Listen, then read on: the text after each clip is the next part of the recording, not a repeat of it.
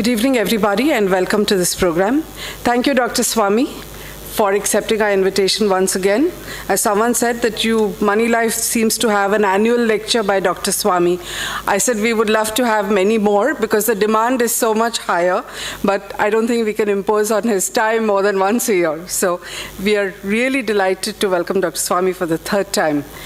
I think this topic couldn't have had a better speaker than Dr. Swamy because, as we all know, we need a free and frank discussion. And is there any political leader who's absolutely open, free, honest, and frank as Dr. Swamy? What do you think? There is very little discussion on the bill in the media. Lots of people believe that it's going to be passed because nobody in Parliament wants to appear opposed to black money. Or they're all in favor of black money, but they pretend that they want to bring it back. I believe everybody in this room wants to back the government on any measure that will curb the menace of black money.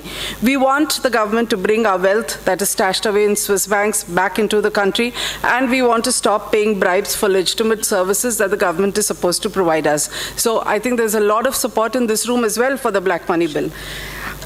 Before I invite Dr. Swamy to speak, we're going to have a formal introduction by Devashish Basu. I'm sure all of you say Dr. Swamy does not need an introduction. I agree, but I think you still should hear the formal introduction. Devashish, over to you.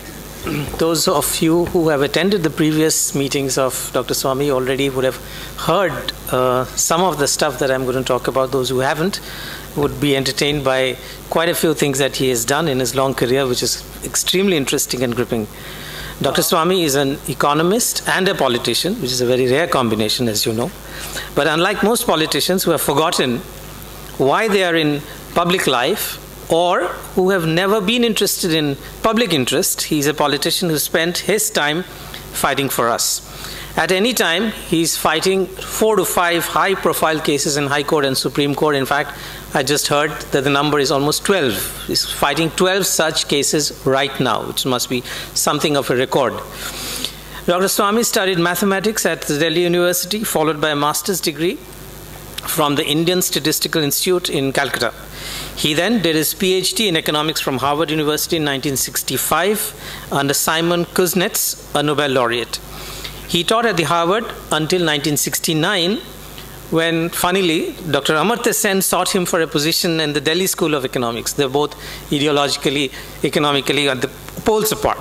He accepted the offer, but when he arrived, he found his appointment cancelled because of his strong views that India must have nuclear capabilities. Remember, this was in the 60s.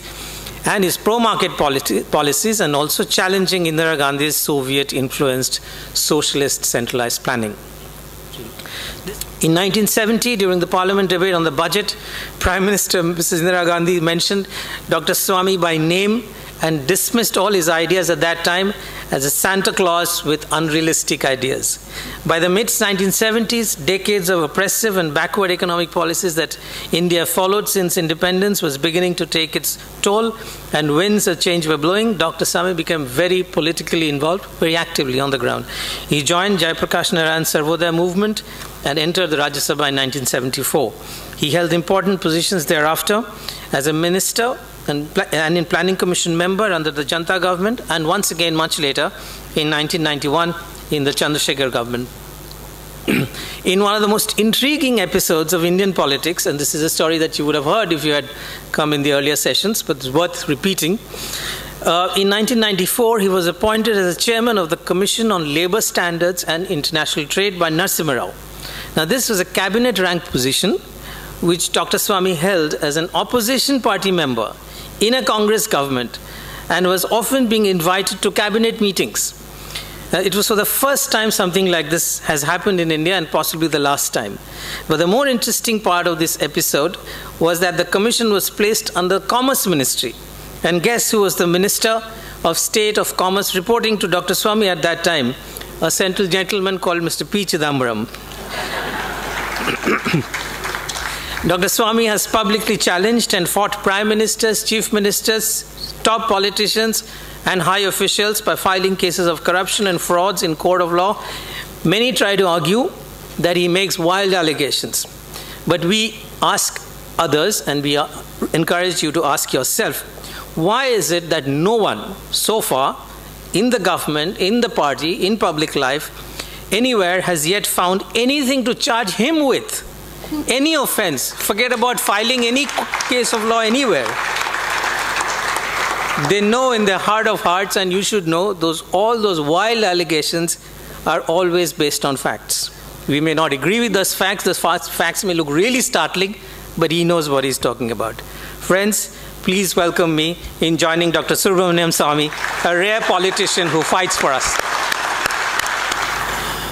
Sucheta Dalal, Mr. Basu, Jagdish Shetty, and this very distinguished audience of the city of Mumbai. I intend to speak in 3 parts.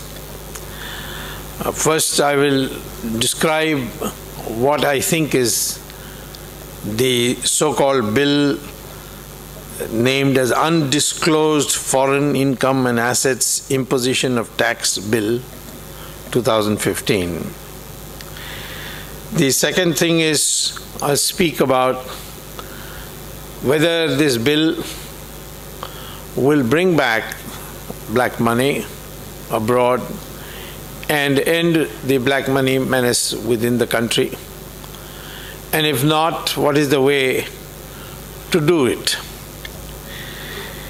And finally, I will speak about why black money is a cancerous development in our economy. As far as the bill is concerned, I will have a very good opportunity to argue it in detail, threadbare in the Supreme Court.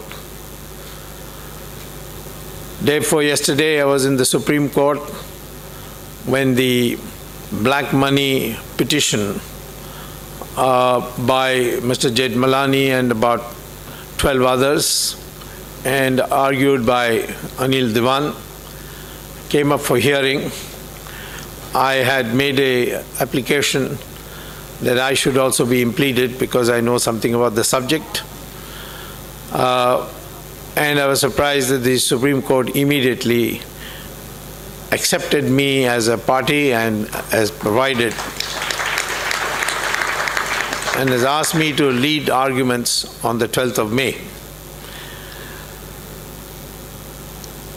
It was really the Supreme Court which set the ball rolling in 2011 with a judgment where they directed the government to set up an SIT. The previous government of Congress declined to set it up. In fact, they tried to go in revision petitions and other things to try and see if the Supreme Court would reverse its stand. But the Supreme Court held firm. And as soon as the new BJP government came, they did set up the SIT as required, as directed by the Supreme Court. But whether that SIT has produced the necessary results or not, we'll know when the discussion in the Supreme Court starts on the 12th of May. As of now, we don't have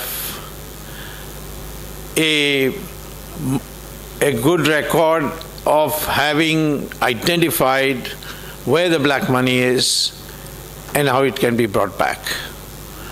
So this bill essentially does contain very harsh measures, as Sucheta has just now said, but it is predicated on the assumption that these measures can go into effect only when the detection of undisclosed foreign incomes and assets takes place, or there is a voluntary disclosure of the foreign money that you have kept abroad illegally. That is, this bill has nothing to do with how to bring back the money from abroad. It's a very substantial amount. According to my estimate, it is 120 lakh crore rupees. Considering that the annual revenue from income tax, personal income tax, is only 2 lakh crores, that's 60 years of the income tax revenue is in foreign countries. There are about 70 countries in the world where they have secret banking, and in these 70 countries, Indians have accounts in practically all the countries, and the total amount is 120 lakh crores. That would be almost $2 trillion. And that's a huge amount, because our GDP itself is only about a little more than $1 trillion. So, where is the measures in this bill for bringing all this back? None whatsoever. It is essentially, therefore, an income tax type bill with very harsh measures in case you are detected having money abroad and not declared it, or you voluntarily declare it. As far as the voluntary declaring part is concerned, and the concessions given on the taxes to be imposed, that is in fact de facto an amnesty scheme. So, since in 1997, the then finance minister, Mr. Chidambaram, faced with the possibility that his amnesty scheme might be cancelled, and he had good cause to worry, because through his daughter-in-law, 600 crores were brought into India in the amnesty scheme. And if the amnesty scheme had been cancelled, he would be in trouble. He anyway will be in trouble, because public servants cannot avail of the amnesty scheme. So one of these days, when I find time, I will rake up that case and file it. So the court challenge is bound to take place. And so this part, the amnesty part, will, in my opinion, be struck down. So what will be left is what is detected by the government of India. And on that basis, very harsh measures are there. 10 years imprisonment, several times the tax due as penalty, and so on. These are all there in it. But the key word is having detected. And that's missing in this bill, because it's designed not for that purpose. So therefore, what we have today, what we call, as some people are objecting to it as being draconian, is only the income tax operations, the empowerment of tax officials, their ability to raid at will and to impose their own assumptions about how much you actually have been stashing away. So this bill, therefore, is, in my opinion, incomplete as far as our electoral promise is concerned, which is to bring the black money back. This bill is meant for, when you bring the black money back, how it is to be treated from the tax angle. Now, the most important part is that we have two aspects of black money. One is bringing it back, and two is preventing new generation of black money. These must essentially form a part of the black money bill, and it should become as a package.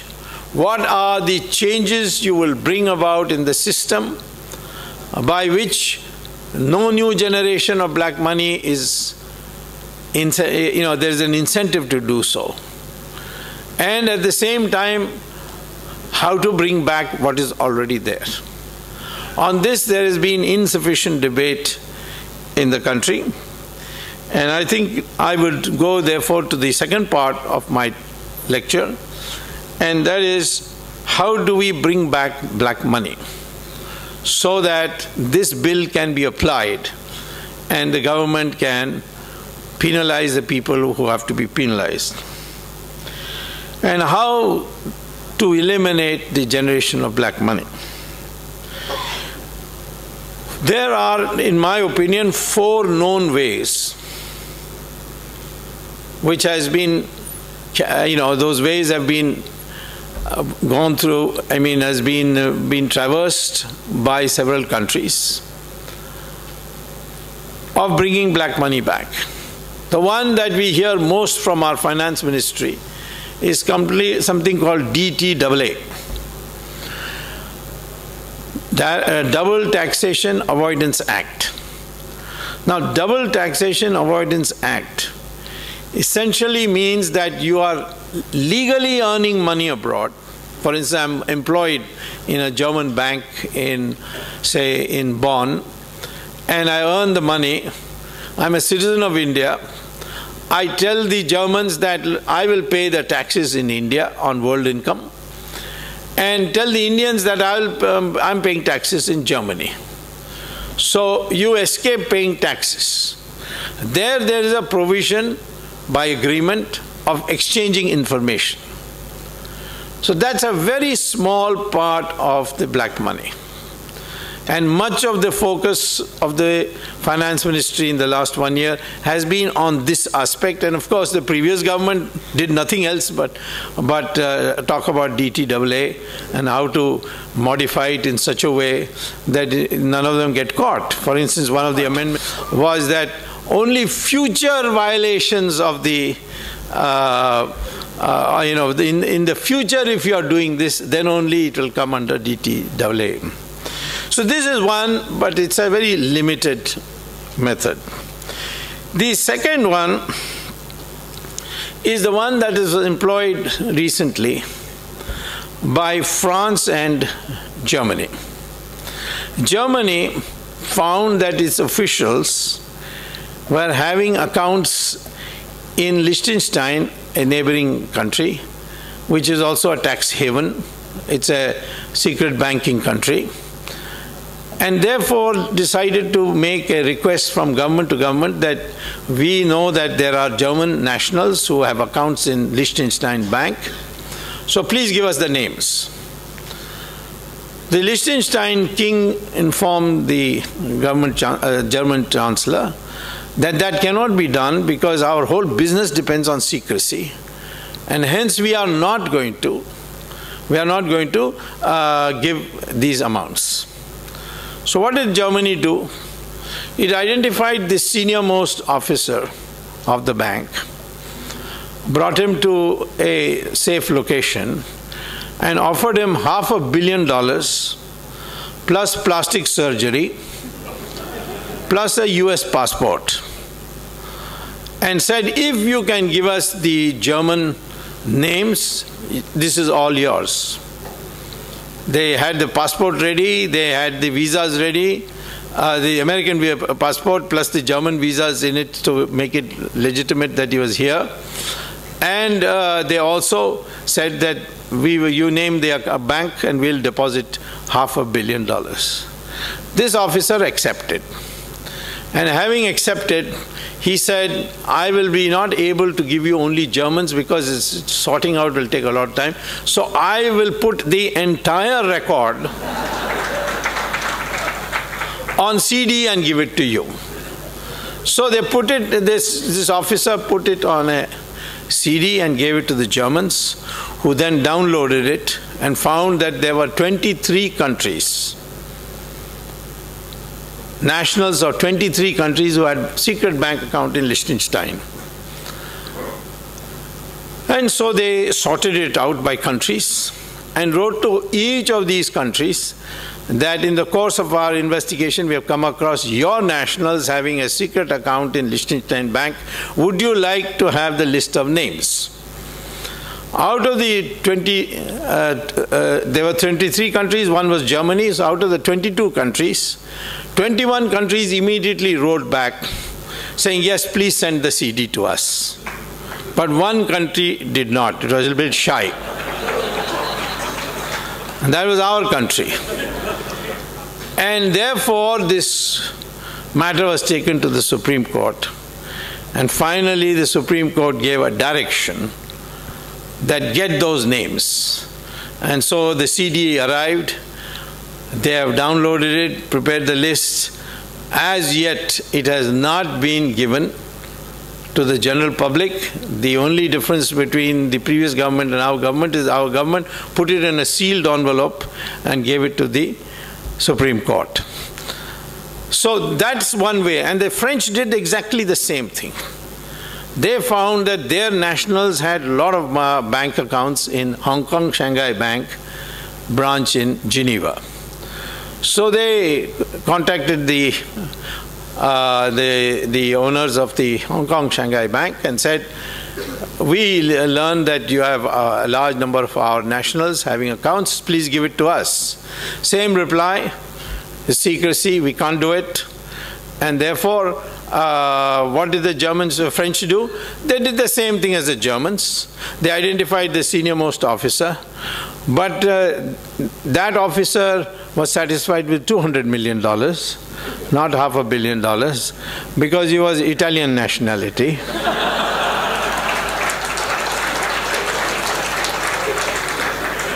So he gave the names. And in that 800 plus names were of Indians. And that name also under the Supreme Court direction, names are right. So only 2 banks we have names today.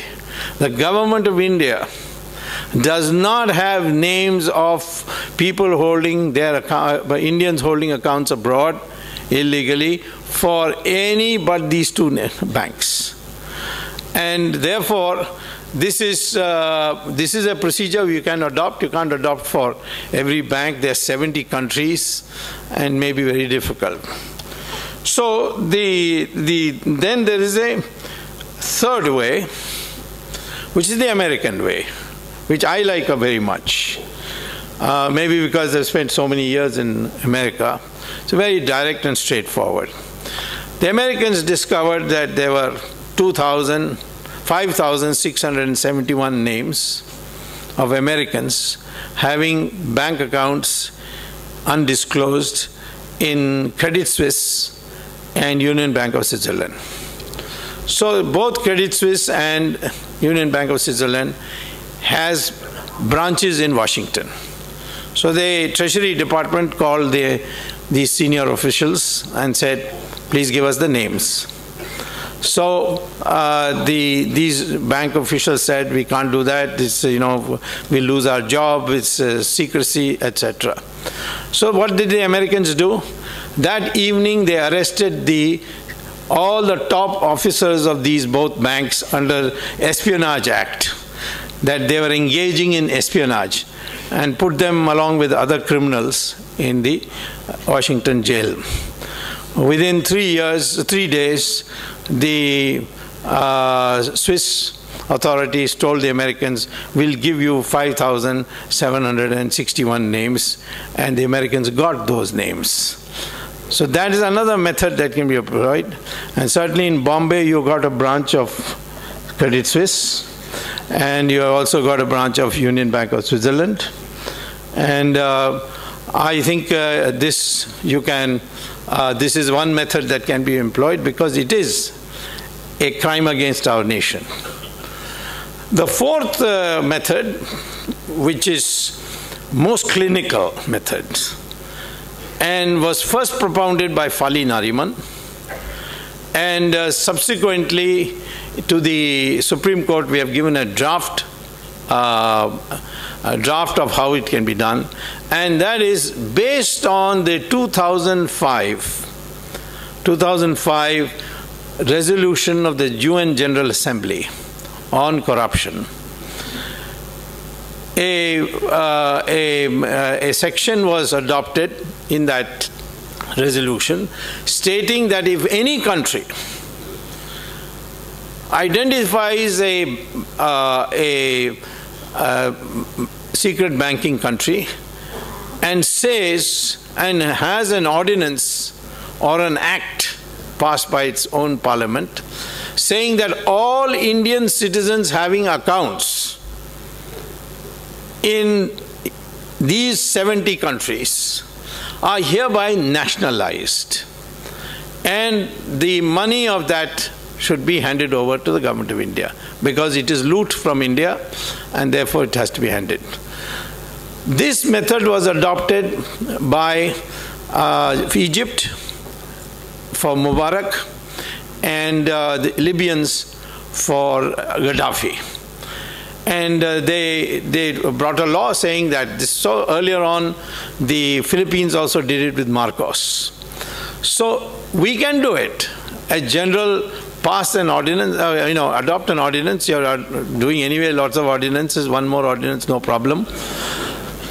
Have an ordinance. I don't think anybody in the parliament will oppose that because they're too scared.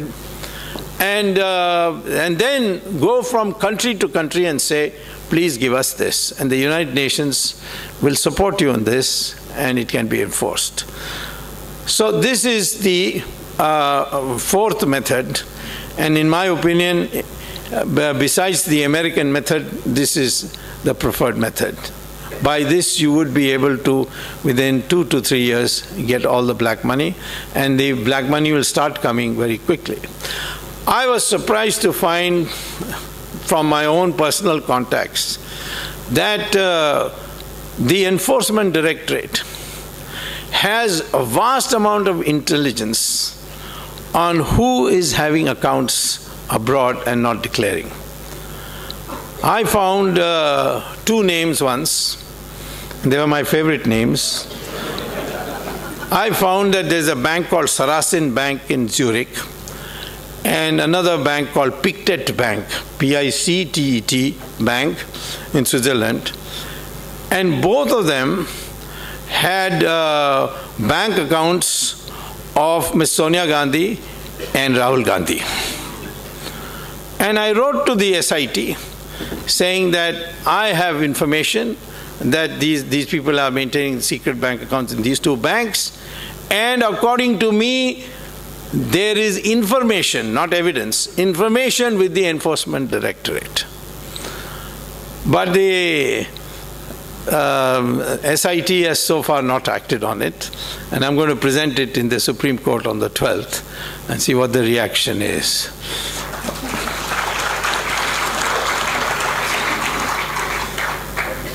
You see, of course, Ms. Sonia Gandhi has other accounts too, but one of them is very tough to get, and that is Macau. I could have got it if I had accepted the Prime Minister's offer to be the president of the BRICS Bank. Would have been located in Shanghai, and I could have used that influence. But I didn't want to leave India, so I told him, I'm sorry, I won't accept the offer, I'll stay in India. Maybe he thought if I go away abroad, I will be less trouble. I don't know. But the fact is that China is probably the toughest. But in my opinion, in Vatican Bank, for example, there's an account. These are easy to get. Why they are not able to do it? Or accept my offer, give me 2 months and the power, put the Enforcement Directorate under me, and RAW and IB to assist me. I'll get you all the black money that is abroad back.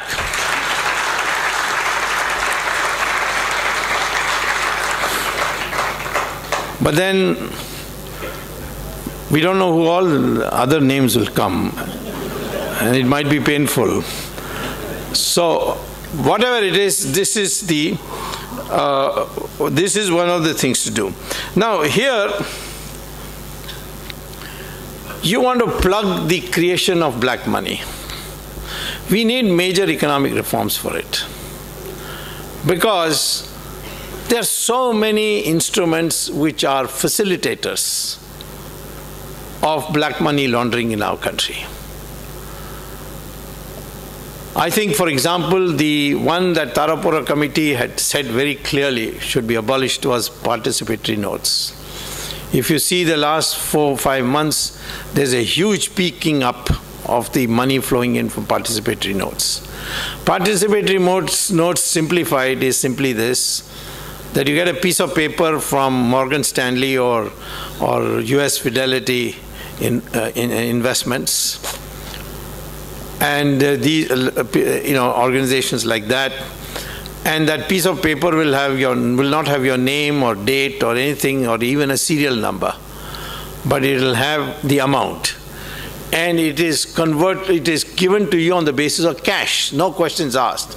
The only thing that you have to do is show your Indian passport. And that is because the only country in the world which has participatory notes is India. At least in this we have been inventive and unique. And at least on one thing our passport has great value. And that is that you get this participatory note. Now this participatory note can be brought into India. And it is almost de facto like currency. You just have to make a photostat copy and give a copy to the Reserve Bank, which will give you a chit. And with that you can go to the stock market and hand the participatory note. And SEBI cannot ask you questions where you got the money from. They can ask me or you, who are middle class people or upper middle class people who are investing in the stock market, where did you get the money? But if it's participatory note, no questions asked. The law has been amended. And you invest it in, say, the stock market goes up, and then you sell, and the money you get, you can take it back to you will get it in rupees, you can take it to the Reserve Bank, and the Reserve Bank then will give you dollars as required under the statutes. So take the dollar back and put it in your account again. This is something which is extraordinary and should have been abolished. And I've tried very hard to get it abolished. But the usual argument given to me is the stock market will collapse if we do this, etc. The time is not ripe, blah, blah, etc. But the fact of the matter is, one of the biggest generators of black money is this. And one interesting aspect of this is that if, with participatory notes, a Mauritian company invests in India, then it doesn't even have to pay capital gains tax. If you come directly with participatory notes, you'll have to pay 30% capital gains tax. But if you come with a $1 company from Mauritius, you can set up $1 companies in Mauritius and come into India, then all the capital gains is exempt from tax, because Mauritius is a poor country and we have to look after them. So therefore, they don't look at which nationality has created that. Today, Mauritius is the biggest provider of foreign investment in India, not the United States. And the same thing is true of Singapore. It is number 2 today. Please see the Reserve Bank bulletin and see the listing of how much foreign investment has come from abroad in the last 3 years, and you will find number 1 Mauritius, number 2 Singapore. Both these are small countries. How can they be providing more foreign investment than the United States of America? So this is another way where this black money gets laundered. And therefore, abolishing participatory notes is a very important part. Second thing is, you must create certain incentives in the people to be honest. I have been saying from day one, it's not been yet accepted, I hope to keep pressing, that personal income tax should be abolished. Because what you are getting is just 2 lakh crores. Just 2 lakh crores is all that you're getting. And when people said, where will the revenue come from if you abolish it? I said, auction 2G spectrum. And now you've got it. The only person who is not able to understand is Kapil Sibal, because he said it will be only 0, but then I found out that he can't count beyond 0. So, therefore, in 1 year we have already, now coal, when we finally finish coal auction, you'll get 11 lakh crores. And therefore, most of our natural resources today are just given away. Take, for instance, why people ask me, why are you getting into this airline thing? This Jet Etihad, the entire sky is going to be given to Etihad. And free, for just giving $500 million to Jet Air. And they will be flying so many flights out of India that Indian airports will become just feeder airports, and everybody will not, instead of going straight to America or to Europe, will now go to Abu Dhabi and change planes there and go ahead. So I mean, all our natural resources fetch a huge premium if you sell it in the market. And consequently, there is no shortage of resources. And I think most of the income tax needs to be looked at with full scrutiny. Because even if you abolish income tax, 2 lakh crores, you will get it. And I will probably think that if you abolish income tax, the people will save the money, because Indians are great savers. Our rate of domestic savings is one of the highest in the world as a percentage of GDP. And that will convert into investment. Investment will mean growth. Growth means through indirect taxes, you will get a lot of resources. Even indirect taxes like excise tax, there are some 2,761 commodities or something which are subject to excise tax. You rank them by the revenue they provide. First 22 give you 90% of the revenue. So why are you putting it on the others? Abolish the others and say you must transfer the benefits to the consumer by lowering your prices. This is another major transformation needs to be done. Same thing in real estate. All these registration, etc., needs to be simplified. Indian economy can definitely grow within domestic sources if you bring about new reforms. And today, I want to tell you that when I first proposed this economic reforms, said deregulation enough. So far we have had only deregulation economic reforms. We haven't had serious economic reforms. Economics is a very complicated subject. People think that common sense, economics is common sense. It's not. For instance, the theory of comparative advantage is not a common sense. You can have one country which produces 2 commodities which are more there's a higher cost, it's more expensive to produce, both more expensive to produce than another country's. And yet if the relative costs are in favor of one country for one commodity, then trade can take place, and trade does take place. Same thing with the common view that if demand rises, then prices will also rise. It can happen the opposite. If production falls, prices will rise. We found in Irish famine that the potato prices started rising, and the demand for potatoes also started rising. And people began to wonder, how is this possible? And they came to the conclusion that potato was so staple at the part of the diet that when its prices rose, people cut consumptions in other things and transferred that money to buy potatoes. And so economics is a very complicated subject. And I think we have to look at it in a systemic way. We were told that we cannot grow more than 3.5% per year. That's the Hindu rate of growth.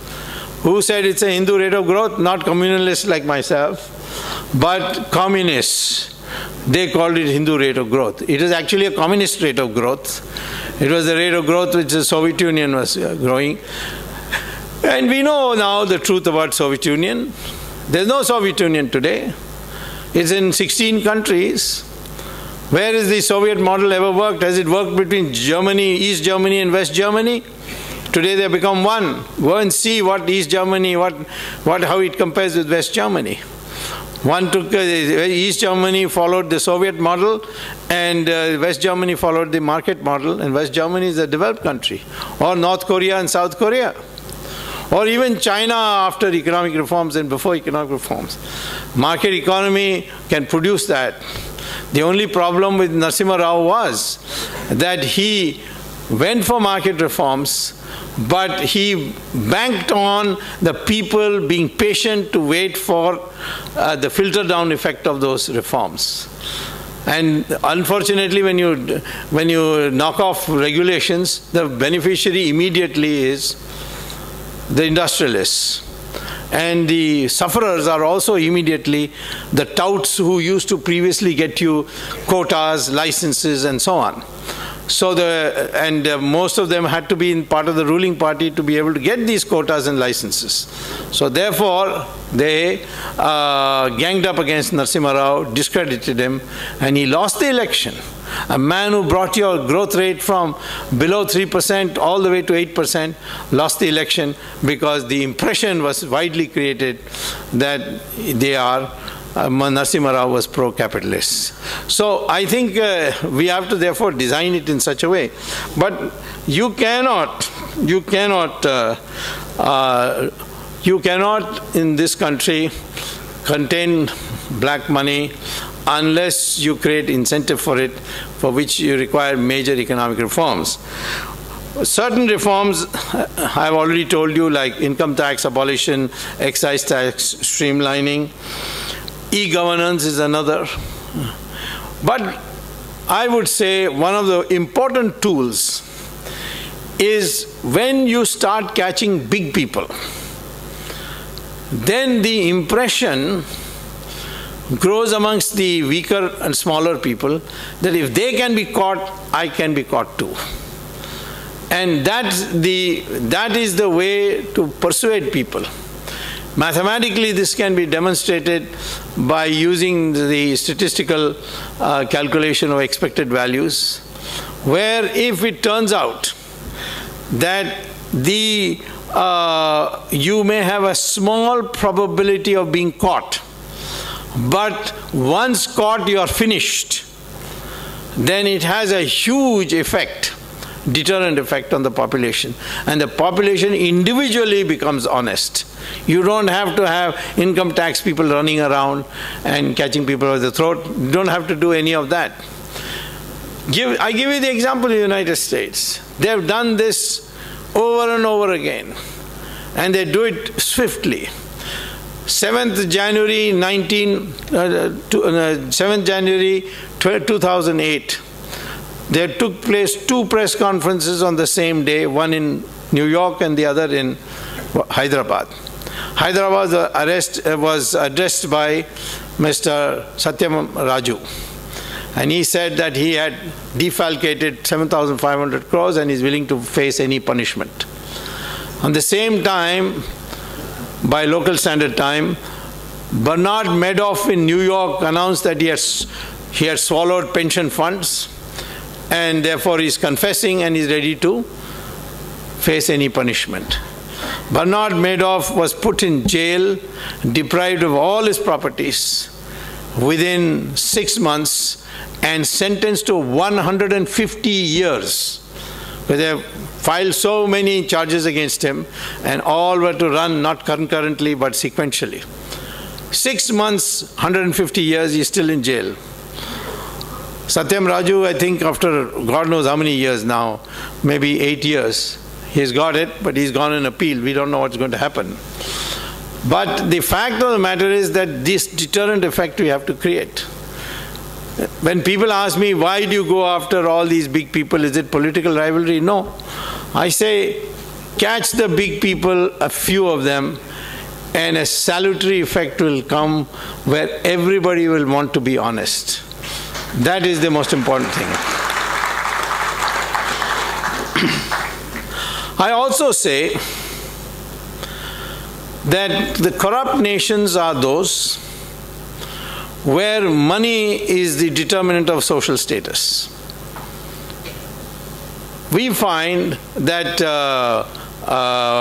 that in our country, as we become more and more materialistic, we are becoming a single-dimensional materialistic society. And that single-dimensional materialistic society, money becomes everything. Money means, if money is everything, that is greed. Once greed takes root, then corruption is inevitable.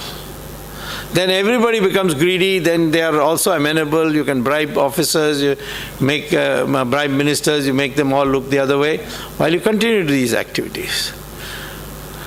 Our society historically was based on the principle that the most important status is given to those who make the necessary sacrifice and pursue learning. And that money, wealth was not everything. Americans used to be amazed, not anymore, but used to be amazed when I first went there as a student, how a person like Mahatma Gandhi could become leader of India. My classmates asked him, he's not even properly dressed, how can you follow such a man? And I said, in your country, do you have to be properly dressed to become a leader? They said, yes, you must have shining shoes, you must have a lovely tie and coat and pant and shirt. Now, therefore, I also think that there is a value for inculcating in our country that social status should not depend on how much wealth you have. And that also would be a factor in reducing corruption. So in a nutshell, what I'm trying to say is that this bill is not going to bring back black money. This bill will assist you in collecting through penal measures revenue from those who have been found and detected. You cannot expect people to voluntarily disclose, because that the courts will not hold it, in my opinion. And therefore, this bill is not sufficient for elimination of the black money problem. For the black money problem, you have to adopt either singly or serially or together the 4 routes I showed you, I told you about. And that has to be done with such seriousness that the foreign governments are also convinced that you mean business. And only then we can be able to do it. At present, these provisions can be misused, there's no question, because when you give so much power, it is capable of being misused. But in the end, it will only deal with a very small problem of black money. Thank you very much.